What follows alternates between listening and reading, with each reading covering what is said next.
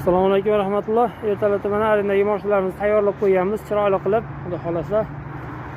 Metallarim bemalol olib, mazza qilib, taksini qilaman, ish qilaman degan akalarimiz uchun Nexia 2 ham mana tayyor holatda, gidravlika lyuks, yangi policha hollarda. Salonlar ham ideal holatda turibdi. Bemalol olib ish qilishlaring mumkin. Faqat yana Nexia 1imiz bor.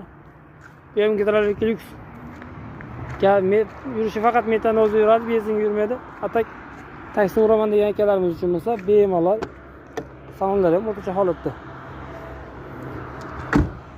Jigulimiz Splendidga remontga kelgan, undan tashqari Nexia 1imiz gidravlika lyuks juda chiroyli holatda turibdi. Salonlar ham yaxshi holatda turibdi.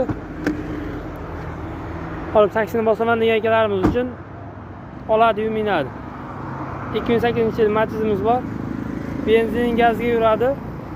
Prostoy variantda, atak yurishtirishlardan muammosi yo'q. Olasizlar, soqqani qilaverasizlar akalar, xudo xolasa, behijolat.